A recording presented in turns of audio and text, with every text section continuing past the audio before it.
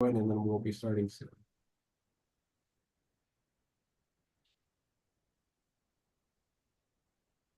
This webinar is also going to be recorded and available on YouTube tomorrow morning.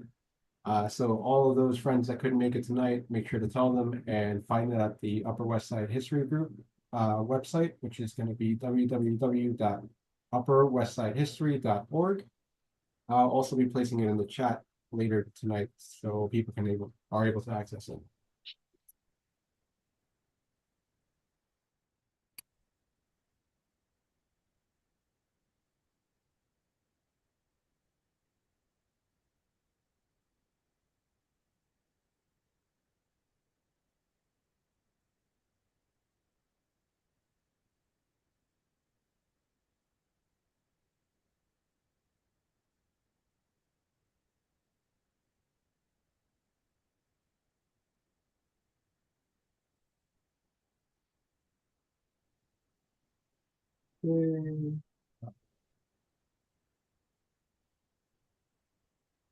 We're gonna wait one more minute and then I'll let Jim take it off. So again, welcome everyone who just joined. Tonight's talk is going to be Jauncey Lane. Presenters tonight will be Jim Mackin and Suzanne Ray. Again, this webinar is going to be recorded tonight, so make sure you tell your friends who couldn't make it tonight to find the recording tomorrow morning at the Bloomingdale History Group website, which is www.upperwestsidehistory.org. Please hold all your questions. Actually, ask your questions throughout the presentation in the chat or in the Q&A, and then we will be answering them at the end. And Jim, I'll let you start.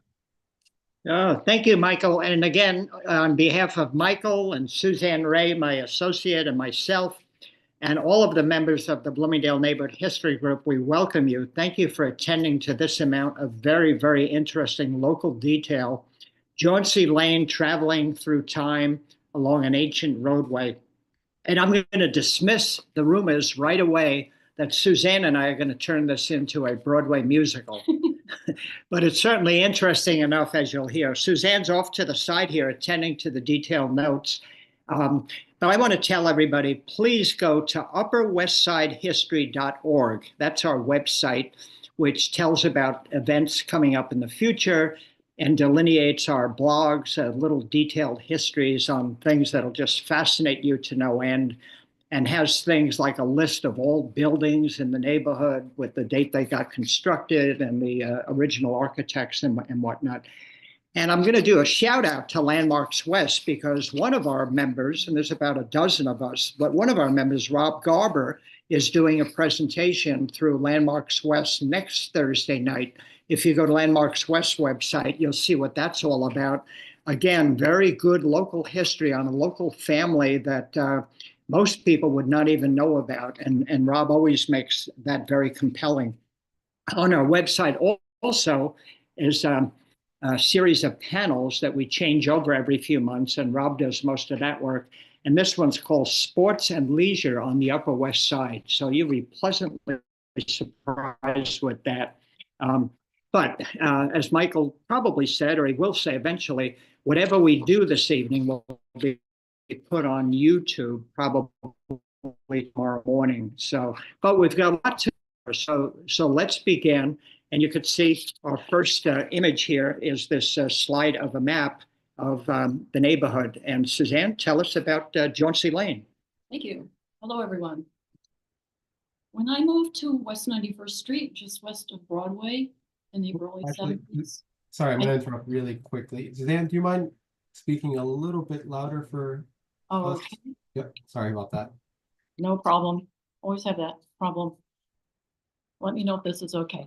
When I moved to West 91st Street, just west of Broadway in the early 1970s, I noticed some unusual things on Broadway between 91st and 92nd Streets and became curious. Why was there a two-story building on Broadway when most of the buildings were multi-story?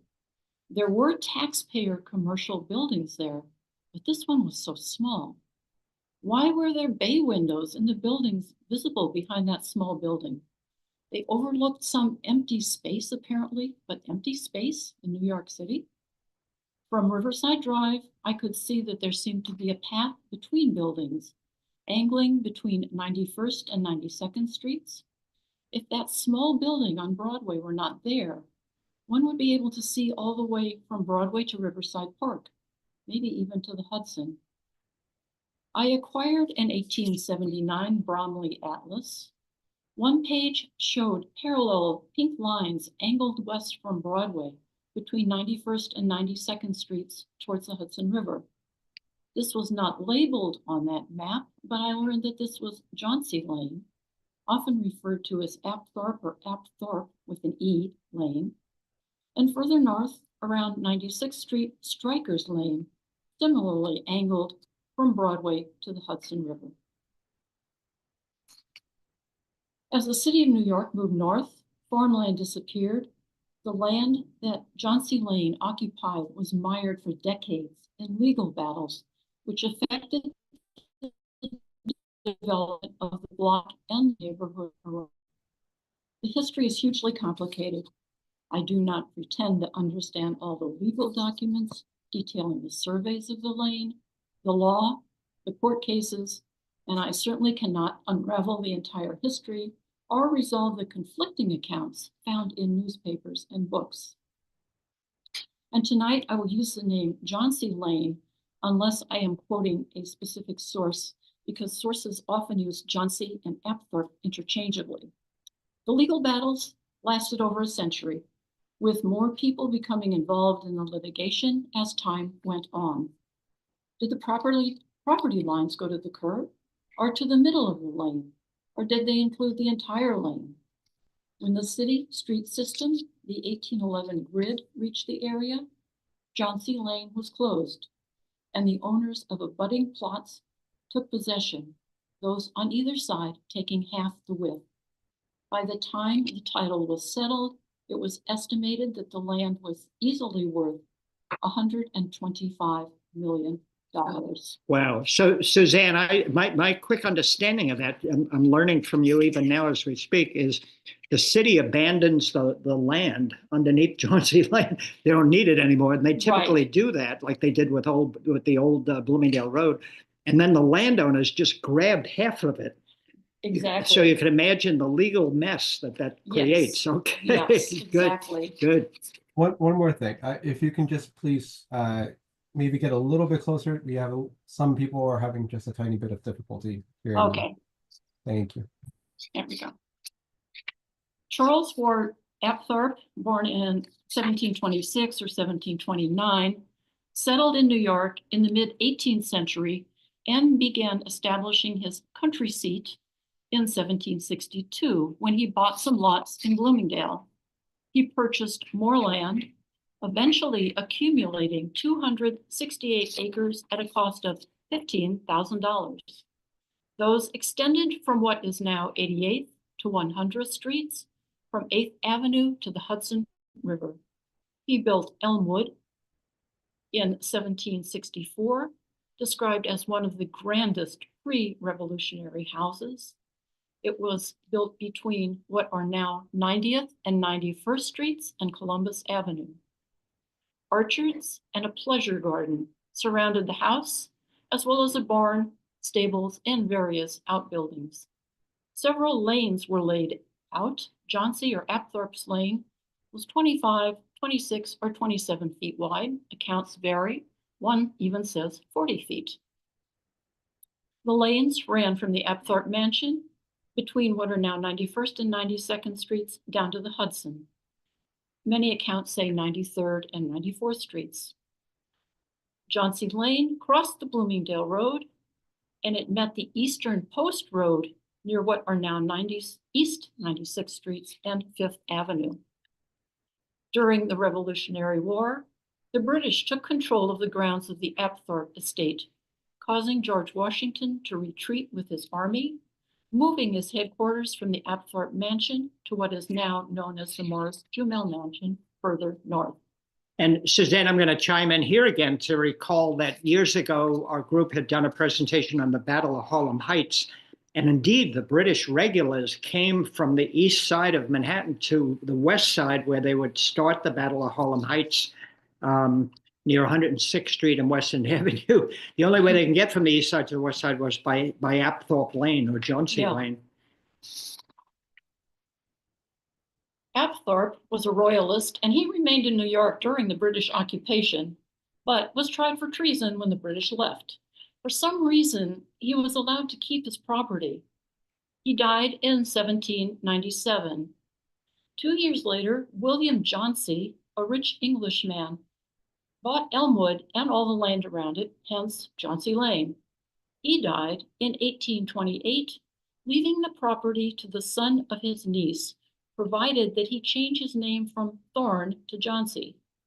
But the young man died in an accident before reaching the age of 21, and the house and the land were sold. Apthorpe's daughter had married Hugh Williamson, who bought out the other 9 Apthorpe children's claims in a forced sale to recover a mortgage which had been placed on part of the property. The Apthorpe farm was divided into lots. Some were sold to outsiders, others were conveyed to individual Apthorpe heirs. Apthorpe's will had divided his property using those small lanes as boundaries, and Apthorpe or Jauncey's Lane had remained a lane. The first lawsuit was started in 1799, beginning the long battle over the property and the old road, Jauncey Lane. In 1853, the New York Herald printed an advertisement, "To let, to a small genteel family without children, part of a handsome new cottage, beautifully situated on the high ground adjoining Elm Park and fronting on Apthorpe Land, Bloomingdale. Stages pass nearby every 20 minutes. The rent was given as $200 a year." The city moved north, and by the mid-1800s, the Apthorpe mansion had become part of what was called Elm Park, a picnic ground housing a beer hall and a dance saloon. By then, the house was said to be going to decay, and the name of Elm Park, the scene of so many aristocratic entertainments, is now associated only with lager beer, Target excursions, and cheap summer balls. Although there were calls for preservation, the mansion was demolished in 1891 for the opening of 91st Street. At the end of 1885, the center of Old Apthorpe or Jauncey Lane to the center of the old Bloomingdale Road, now Broadway, was sold by Mary C. Campbell, a widow. In 1892, the New York Times printed an article, "Titles to Apthorpe Farm, a case of special interest to property owners." The property along the old Bloomingdale Road between 89th and 96th Streets had been part of the Apthorpe farm. Now the Apthorpe heirs were suing the Astor family to settle title. The article pointed out that a clouded title to the property almost always operated in this city as a bar to development and to advances in value. The fact that a discontinued roadway was the property involved further complicated matters. Had the road crossed by the lane been laid out under Dutch law? But the Bloomingdale Road had been laid out under English law. Dutch and English law ruled differently on whether a discontinued roadway reverted to abutting owners or not. In 1894, several auctions at the Real Estate Exchange showroom involved parts of the old Apthorpe Lane and the old Bloomingdale Road. A jury's decision in March of 1902, before a Supreme Court judge, was termed merely a stepping stone to further proceedings in the already long drawn-out litigation over the ownership of Apthorpe's Lane. Two women named Van Winkle owned part of Apthorpe's Lane and sued to clear their title. Their father took a deed to the property in 1848 and fenced part of the lane in. In 1879, they claimed, but other evidence showed there had been no fences on the property until 1886. Now the case was to go before the special term of the Supreme Court. This Sanborn map of 1902 shows a florist's garden between West 89th and 90th Streets, between Broadway and Amsterdam. The few buildings on the block are of wood. Across Broadway, between West 89th and West 90th Streets, a few wooden buildings are scattered on the block. A block north, between 90th and 91st Streets, is a wagon yard with wooden buildings, including rented stalls. A coal yard occupies part of the block at 90th and Broadway. From Broadway towards West End Avenue, the path of Jauncey Lane angles between 91st and 92nd Street, with a wooden structure blocking the path at Broadway, and that's that big red arrow. 100-year-old controversy over land titles decided after hard fight. The dead hand of Charles Ward Apthorpe had lain upon it for 100 years, leaving an almost unobstructed view of the Hudson River between 93rd and 94th Streets, the New York Herald reported in January 1903. Judge O'Gorman found that the owners of the property were its rightful owners.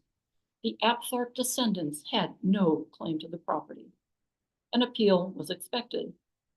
Despite the possibility of an appeal, the Herald wrote that Apthorpe Lane will no longer be a bugbear to owners of property on the west side, as the decision will have much effect in several similar real estate contests that have prevented improvement of much high-priced property.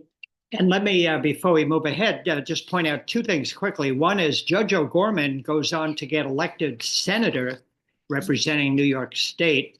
He's the only senator, as far as I know, that lived in our neighborhood at 318 West 108th Street. And the other thing is Suzanne's map here from 1902, the Sanborn map, really shows very clearly that path between West End Avenue and Broadway. And I don't mean to cut to the chase here because there's a little bit more interesting history to come. But again, if you stand on West End Avenue between 91st and 92nd Street, look to the east, look to the west, and you'll be able to see the alleyway that all of this history alludes to. Thank you, Suzanne. Okay, thank you. Okay. On the left, we see a photograph dated March 1903. It's looking north of Broadway and shows the IRT subway under construction. And you can see a southbound streetcar there about a little off center. The streetcar tracks are still under the asphalt on Broadway, and they're periodically uncovered when the street is milled down for repaving. And the photo on the right is one that I took several years ago when this happened. On the left of the old photo, the west side of Broadway, there's a 5-story apartment building, barely visible, a little 1-story building on Jauncey Lane, and the Tintern and Teviot apartment houses. On the right of that photo, the east side of Broadway, there's a small building labeled Gold Dust, a fence, and then the St. James apartment building, which is still there today. On October 1904, the 91st Street subway station, part of the 7th Avenue IRT line, was opened. The entrances to the station, modeled after the Budapest subway kiosks, are visible in this much later photo. The 91st Street station was closed in 1959 when the station at 96th and Broadway was lengthened. It's still, of course, underground, although it's now covered with graffiti and barely visible. A 1906 article in the Real Estate Record and Builder's Guide discussed the decision by the Court of Appeals, which rejected the claim of the Apthorpe descendants. But it was only the conveyance of 3 lanes of the Apthorpe farm that were in question, and those were for the title of the lane east of the Bloomingdale Road, Broadway. In March of 1908, title to the lane adjacent to a building at Columbus Avenue and the northeast corner of 93rd Street was conveyed from one man to another, and it was called Apthorpe's or Jauncey's Lane then. And in December, the vacant land, being a private lane formerly known as Jauncey's Lane, from Broadway to West End Avenue, and a one-story frame store on Broadway near 91st Street changed hands. In January 1909, a judge in the appellate division ruled that a case involving Jauncey Lane between 92nd and 93rd Streets, yes, those are the streets they gave, from Broadway to Riverside Drive could go to trial. Apthorpe heirs get Jauncey Lane land, reported the New York Herald in November. 22 deeds were recorded, conveying the interest of the heirs of Charles Ward Apthorpe to the present abutting owners. The width of the lane is given as 25 feet, quote, extending eastward between West 91st Street and 92nd Streets from the Hudson River to the site of the old Bloomingdale Road, unquote. Ownership of the land, the article said, had only become a cause for litigation when the land became valuable. It was reportedly worth $150,000. In July of 1910, the New York Times wrote that the 100-year-old fight over Apthorpe's, Jauncey's, and Stryker's Lane was finally over, and about 40 deeds had been filed. The two-block portion of the lane between 91st and 92nd Streets from Broadway to Riverside Drive was said to be the most marked example of doubtful ownership. Abutting property owners had finally obtained clear title to the land. By the time the fight ended, lawyer James A. Deering had been representing most of the Apthorpe heirs for 25 years. First building on Old Jauncey Lane, announced the New York Times on August 6, 1911, illustrating the article with this photo. Quote, the little shanty and high board fence that formerly shut this neglected plot from view were removed a short time ago. And as one passes up or down Broadway today in the surface cars, it is possible to look straight down this opening, flanked on either side by tall buildings, to Riverside Drive and to the Jersey Shore beyond, unquote. The 5-story apartment building on the northwest corner of 91st and Broadway had been erected in 1891 by Samuel McMillan. That's the far left here. As other buildings were erected, they added windows and projecting bay windows over the vacant land of the lane where tall trees were growing. On Broadway, the 7-story tall Tintern and Teviot apartments had been erected. McMillan purchased the northern end of the lane from the owner of the Tintern and was planning to erect a 2-story taxpayer. The Times had interviewed McMillan, who said that he had been trying to get the property for 19 years. A squatter had put up a wooden shanty on the property and was operating a plumbing business, apparently aware that there was no legal owner to the site. When the squatter attempted to erect a better building, McMillan had an election booth, of another source says a temporary building, placed on the new foundation and gained control of the site.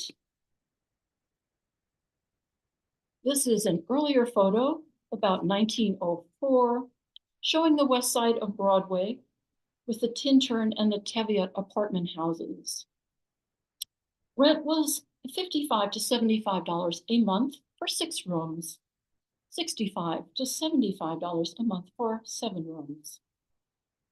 The building on the Jauncey Lane site, you can see the arrow there, is presumably the squatter that was removed before the New York Times photo was taken in 1911. Nearly a year later, a 12-story apartment building was to be erected at the northeast corner of West End Avenue and 91st Street, replacing an apartment house that had been put up less than 25 years earlier, and the site of the old Jauncey farmhouse, and covering 1/2 of the bed of Jauncey Lane. The new building was said to be the first use for building on the bed of the lane. In 1913, the Tintern and the Teviot were purchased by an out-of-town investor. The New York Times article mentioned that the southerly house, the Tintern, adjoins what was formerly the famous Apthorpe Lane, and the purchase included an additional plot running to the center of the land. In 1920, the Tintern and Teviot were sold or were given in part payment for an apartment building on West 10th Street, and the buildings were resold in 1923. In 1925, architect Gaetano Yellow was preparing plans for two new apartment buildings at the southwest corner of West End Avenue and 92nd Street. The New York Herald reported that the old Apthorpe Lane ran directly behind the property and was included in the dimensions given for the site.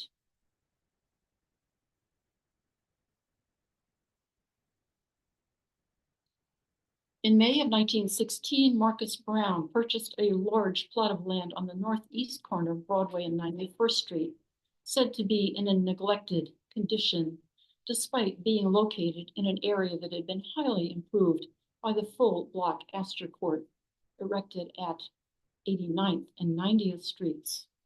And again, we're going back to that old photo here. The St. James apartment building was already at 92nd Street. Those old shacks to the south of it were still there in 1916 due to the difficulties with the title of the Jauncey Lane and the Bloomingdale Road. This 1920 photo looks north on Broadway. The new building is right there, or indicated there, as it was built. It was supposed to be 12 stories high, but the New York Times wrote in 1917 that the building, the DeSoto, would be 13 stories high, and that the 91st Street site now presents a more attractive and remunerative appearance with the frame shacks gone. South of the DeSoto, on the southeast corner of Broadway and 91st Street, land was sold in 1922 by the Astor Estate. The last part of a 2-block section they had owned, and the Greystone Hotel is now on the site. Maybe I'll just quickly mention in passing one or two things. One, you may notice all of these buildings had awnings on them, even at street level. And Suzanne pointed out, especially on the Jauncey Lane side of buildings, that was their simple way of air conditioning before air conditioning technology came about later. The other thing is the mention of like Astor. Most of us that have walked up and down Broadway know there are buildings named Astor Court and Astor this and Astor that. They love their architects, Clinton and Russell.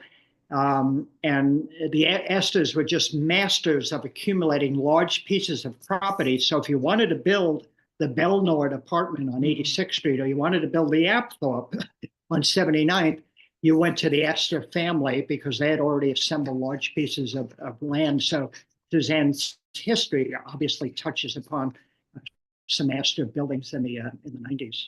So. And those were big buildings. Yeah. You could tell they had a lot of land. So now we're in a 1940s tax photo showing the west side of Broadway at the 92nd Street, mostly end of the block. The Tintern and the Teviot are gone. The lower building in the center is occupied by F.W. Woolworth on the ground floor, and there's a restaurant on the second floor. In 1928, a 2-story building replaced a 4-story apartment building at the southwest corner of Broadway at 92nd Street. That's the low building on the far right. That building later housed a Berman Twins department store, a play space, and a clothing store, among others. It's now occupied by Petco. The confetti patterned linoleum, probably from the 1950s, on the floor of Berman Twins department store still is in Petco, although much of it has been replaced by a nondescript gray floor. A sign on the building now indicates that there is space for lease, which is rather ominous. And here you see under the arrow, Jauncey Lane.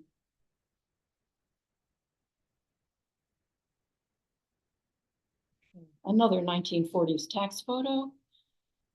On the far right there, the tall building, that's Mr. McMillan's apartment building at the northwest corner of Broadway and 91st Street. Over the years, it housed a soda fountain on the ground floor, a synagogue, Bank of America ATM, and there was a Chinese laundry in the basement. Above that, rental apartments. Now there is a two-story brick building on the site of the old wooden Jauncey Lane building. It's a market. Years later, a discount store was on the ground floor, and there were law offices on the second floor. Later, the brick facade of the building was covered with what appeared to be metal. Later, Le Pen Quotidien occupied the ground floor, and briefly the synagogue moved to the second floor from the corner building.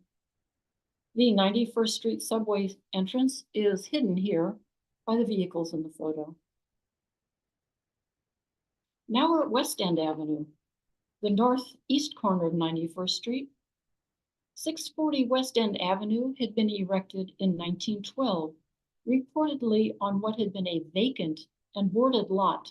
This, of course, was part of Jauncey Lane. Although the ownership of the lane had supposedly been settled, architect Ralph Townsend did not cover that part of the lane with his building, and the yellow arrow indicates a space between two buildings there. Today, the corner looks much as it did in that Wirtz Brothers photo, but the corner building is covered with ivy, and it became famous when it was featured in the TV series Seinfeld. May 2019, changes on the northeast corner of 91st and Broadway seem suspicious, so I consulted the internet.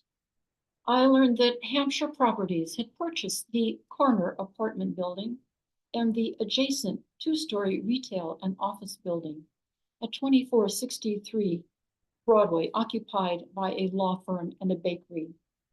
That adjacent building was the one on Jauncey Lane, and here it's been covered by metal facade. The apartment building on 91st and Broadway is described as a handsome stone and brick facade and referred to as soon to be demolished pre-war. Hampshire was to continue to run the properties as rentals, but was looking into the value of air rights. Now, Suzanne, before you go ahead, you've kept us in suspense with all of this detailed history of what's going on with wonderful images and, of course, the maps. I guess it's all leading up to something dramatic. Yes, Okay. right you are. Hold your breath, people.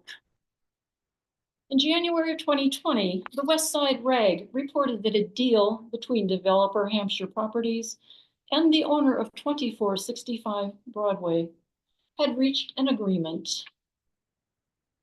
The developer would buy the air rights for the building, which would allow a new building of 19 stories with the section cantilevered over the adjoining building, which now housed and still houses an Equinox Health Club.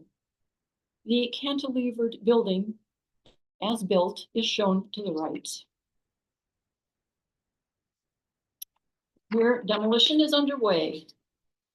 Probably for the first time since 1911, it was possible to look west from Broadway and see the bay windows overhanging Jauncey Lane and tall apartment buildings on West End Avenue.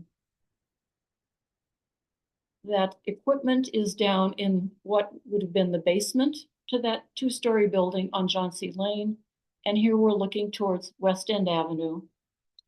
An engineer from the MTA was on site since the former 91st Street subway station was below that sidewalk.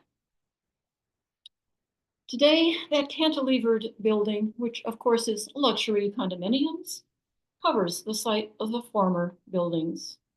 No separate building is visible on what was once Jauncey Lane.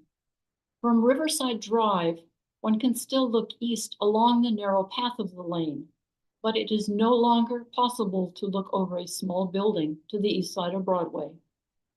This recent real estate ad online shows a view from an apartment at the back of 257 West 91st Street, which overlooks the remnants of the lane.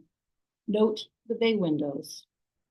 The rent for that apartment is $4,300 a month, a far cry from the $200 per year for the cottage on Apthorpe Lane in 1853. The dead hand of Charles Ward Apthorpe had lain across the lane for 100 years, yet remnants of it remain. Oh, thank you so much, Suzanne. That was wonderful in all of its detail and images. At this point, Michael will entertain any questions that we have either in the chat or any other method. Michael? Hey, Jim. All right. Thank you, Suzanne. That was honestly one of the most hidden gems of this neighborhood, and glad to have found out more about it. Always wondered when that building came up. So it's good to get that history. Let's see, anybody who wants to ask a question in the chat, feel free to put it in there. I will also be, once I am done with the written questions, anyone who wants to ask a question directly can raise their hand and I will let them unmute. First question that I think we had here early on was in regards to the Elmwood. Someone wanted to know if there was any indications of any slaves that were being held there while you were doing your research, if you came across that or not. I'm sorry, didn't catch the whole question. Oh, sorry. Someone wanted to know if you had any, and if you ran into any information about any slaves being held at the Elm, if the owner Apthorpe at the Elmwood held any slaves. I'll add two insights, but Suzanne may chime in. New York City ended slavery in officially by law 1827 or 29, I forget. So probably not. And having said that, it's a little more nuanced than that. But the other thing, I'll call attention to a blog that another member of our Bloomingdale Neighborhood History Group, Pam Tice, wrote about Elmwood Park. Boy, we could probably think about a separate presentation on that, because Suzanne referenced that there were certain public events that took place there. The Elmwood Park back in the 1860s, 70s, it was kind of out in the sticks and whatnot, and yet it was still very prominent. And of course, we saw the wonderful image from 1891. So probably no slaves then, but maybe earlier. The Apthorpes, as Suzanne also mentioned, were loyalists. So they had to return, whether they went up to Halifax or directly back to Great Britain, not sure. The Jaunceys, I tried to look quickly, and they came through some of the Caribbean islands, the so-called West Indies, also originally from Great Britain. So the slavery thing, we're not putting it to bed completely, but it would have been early period for sure. I also I'll never miss the opportunity to point out that there was an estate at the corner of about 89th Street where Riverside Drive is today, an estate called White Oaks. And that was the estate of Bradhurst Livingston, who was an Associate Supreme Court Justice when there were only 5 justices on the Marshall Court. So we're back around literally 1800. So a little more context to this area is all these estates that would have been on the high ridges looking down on the Hudson, which today you'd have to go up to visit the Vanderbilt mansions and the Mills mansions, FDR, all that stuff further up.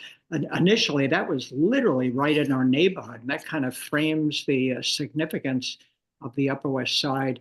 And I'm sure there were slaves on many, if not all, of these estates. Even John Jay, who was a founder of one of the founders of the Manumission Society, had slaves originally, but quote, got I think our one of our other members, Pam Tice, just chimed in that there might have been some reflected in the census, but if she wants to talk about it, I will let her talk if she wants.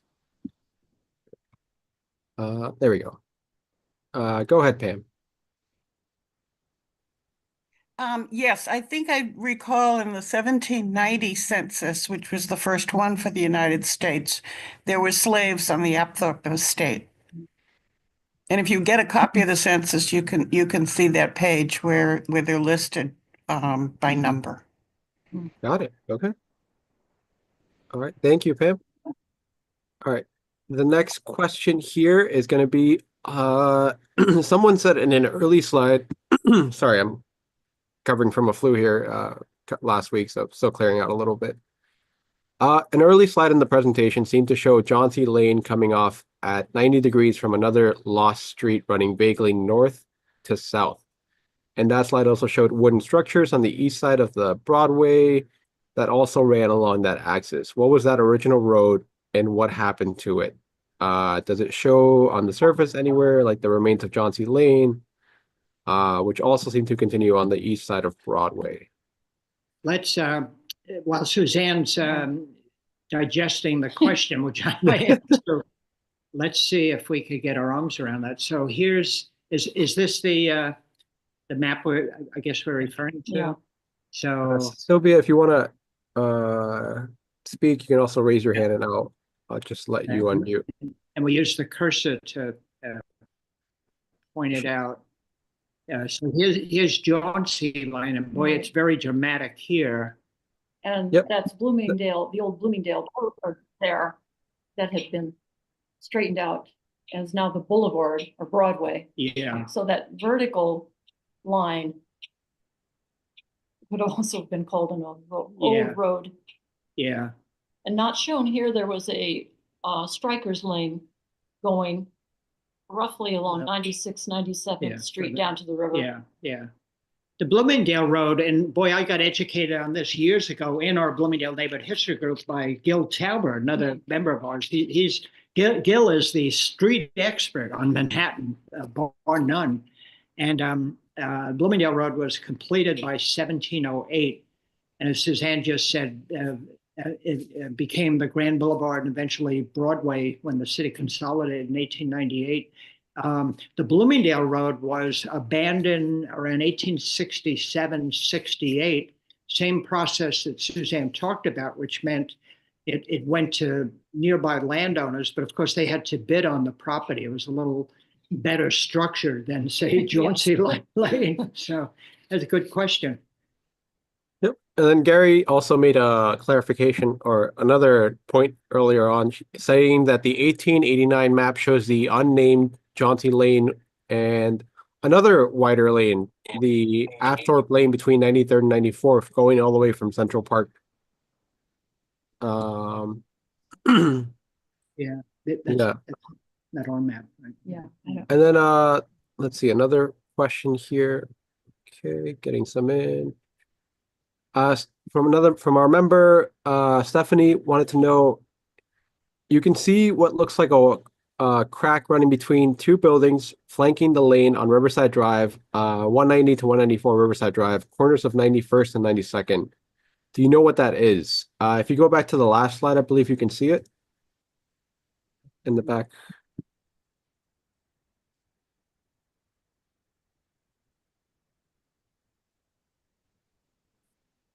No, actually,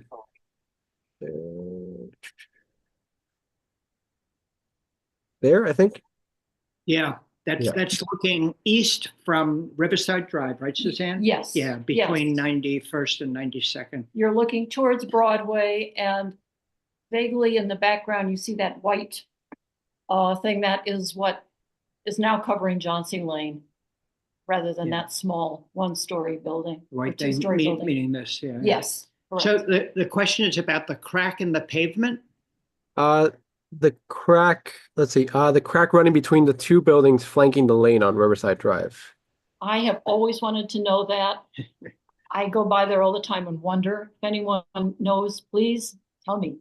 I am really impressed by the person who asked that question, and equally impressed by Suzanne's knowledge of that crack. Yeah, it's a curve. It goes between the two buildings there. Okay. I theorize that it might be something to do with flood control, but I do not know. Oh. I would love to know. Got it. This proves we're getting people interested in perhaps too much history. That's fascinating. Wow. I can't wait to jog down there early tomorrow morning and Oh yeah, you'll see. check out the crack. Yeah, there's a lot of facade work going on, so there's a lot of mesh draped over there, but I Okay, think you can wow, still see that. Wow. All right, we have another question from Gary. I'm going to let him ask it himself. Gary, you're able Hey, to unmute. yes, there we go. Hi. Yeah. So I think the crack, what that is we should probably look at the water source map and see if there was water going under there. Just like there's always a pothole at 104th and Riverside, it's the old streams that do Yes. affect this. So I wonder, why was there a lane there? There could have been a water source there. The 1889 map may be mislabeled. I'm going to guess that because the what's clearly labeled Apthorpe Lane runs all the way to Central Park West, and it's up between 93rd and 94th. But the lane that we are talking about, this lane that you're looking at right here in this slide is between 91st and 92nd, closer to 91st, and it's unnamed. It just says lane on that map. But there were lanes all over, and the rerouting of the Bloomingdale Road to conform it to the grid where they could, where there wasn't a lot of existing structure, led to things like 200.5 West 102nd and oh my goodness, then all the lanes that fed off of that, like Asylum Lane, things like that. So there's still like this stamp of history on this neighborhood that's rather, it's like it's like Lower Manhattan. It's like it's all there. You just look and it's there. So this is a great example of 18th century Upper West Side. I mean, that's probably when the lane was developed, right? Yes, Well, thanks, Gary. Yes. That's a wonderful insight, and you're a constant source of so much information. We've leveraged off you quite a bit. We'll look at the map you're referring to is the 1868 Dealing. No, I'm looking at the 1889 map. Oh, That's okay. what I didn't go back that as far as because I wanted to see structures and I wanted to, wanted to see what was there. But it's clearly on that map, on the 1889 map. It shows the water course on the No, it doesn't. It doesn't do that. So I'm sorry, I got confused. It doesn't show any water sources. It just shows the lanes, and the Apthorpe Lane is I don't remember which panel number this is, but a plate number 9 on the 1889 map. It's all the way over to Central Park West, and there's no water sources indicated as it would have been on the older maps. On some of the maps, there's nothing indicated here, and it's interesting that there's an Elmwood apartment building on 93rd and Columbus. So that's gone, I'm sure, but it was right next to the elevated station, which was already in place by the time the map came into being. So Interesting. Yeah. Wow. Well, it's just like on one of my favorite buildings on the entire Upper West Side, on the northwest corner of 85th and Columbus, is the Brockholst. yeah. And I wonder if that refers back to my favorite Brockholst Livingston, who lived on 89th near Riverside Park. But wow, that's wonderful. Thanks. Thank you. And then someone asked if we have had a talk before on Bloomingdale Road, and if not, what would be the possibility of having one in the future? What would you say, Suzanne? Well, the Bloomingdale Road is, again, one of those things. There are some really odd lot lines. If you walk up Broadway and Amsterdam, you see some buildings that are angled at weird ways. And those are remains of what was originally the Bloomingdale Road. So I think we could do that. I think we could do that. That would make for a Yeah. fascinating presentation. Maybe that spurs us on.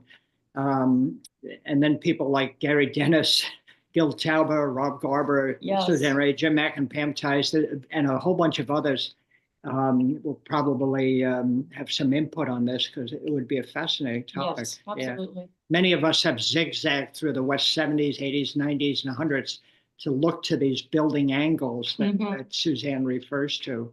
And of course, when we do neighborhood tours, on occasion, we love to show off the north side of 97th Street, just west of Amsterdam Avenue, where the path of the Bloomingdale Road is very pronounced. But the story goes beyond that. It actually connects with the old Kings Road, or today renamed St. Nicholas Avenue, up around 147th Street. And it has its earlier routes down around 23rd Street and Fifth Avenue. So it would make for a fascinating present. Thank you for asking and prompting us on that. All right. If anyone else has any questions, again, feel free to ask. And oh, actually, someone here also shared a link to a view of the street view of the Jauncey Lane where the crack was paved before.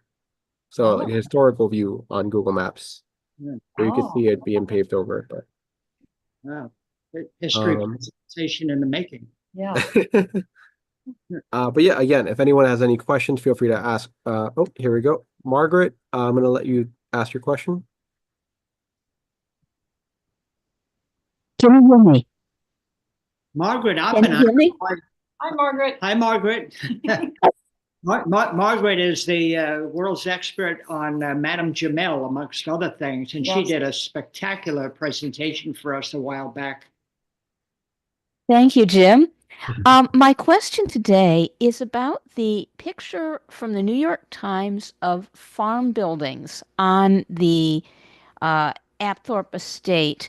It was, I'm looking at my notes, somewhere I think 1890s, early 20th century. Do you have any information about those buildings? Could we look at those again? Sure, we'll go back to the image.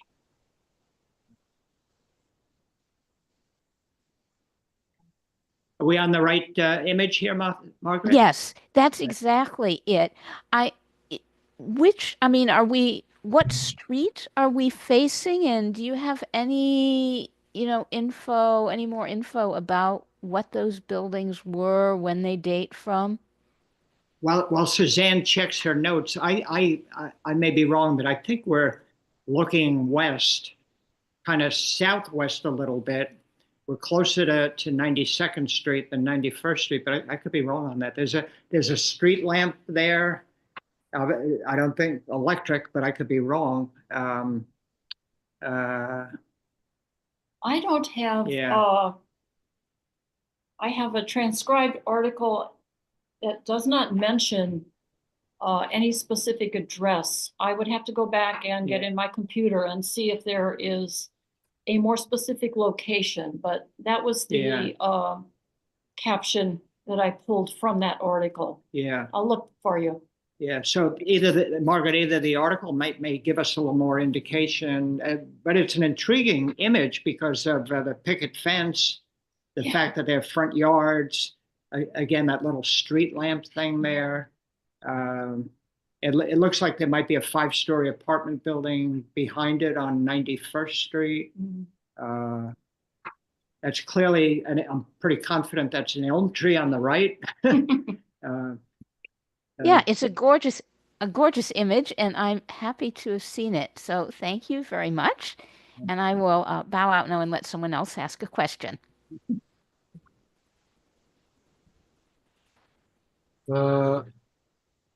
Yeah, if anyone else has a question, feel free to again raise your hand or put it in the chat. Oh, here we go. Oh, someone said based on the light of the buildings, if that's an east-westish lane, they are facing southish. So this would be on the north side of the street. So Oh, I see.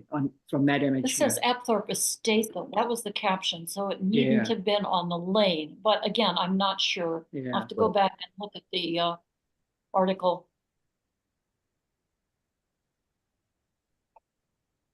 I'm gonna venture a guess that that looks like a wide street to me. And if you told me that that was Central Park West or Columbus Avenue, and that it's morning and the sun is rising in the east, that those houses are illuminated by the sun.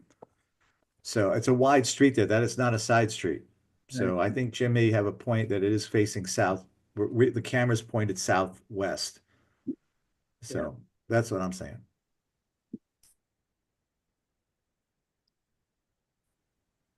yeah, I think that's what the person commenting also was agreeing to. All right. I think that's all. That's it for questions tonight, Jim. Okay, Thank you, Michael. Thank you, Thank you, Suzanne. Michael, yes. Yeah, and thank you all of our fellow members of the Bloomingdale Neighborhood History Group. Again, please go to our website, upperwestsidehistory.org. If you forget that, just Google Bloomingdale history, and as I tell people, you'll either get the department store, which has its own illustrious history, or you'll get to us. And once you get to us, there's a lot of good information there. And we look forward to seeing you at future presentations and maybe on some of the monthly walks through the neighborhood. Thank you. Thank you so And much. remind us when your next monthly walk will be, Jim. This Sunday, actually. Wait, no, March 2nd. I think it's Yeah. next. Yeah, next Yeah. Sunday. There we go. Yeah, 2 o'clock from Strauss Park. And they're never pre-planned, so we go off in different directions based on the interest of people. So it can be fun. All right, thank you, everyone. And again, this will be available at the Upper West Side History website tomorrow morning. So make sure you check them out and sign up for our newsletter as well. Great. Thank you so much. All right.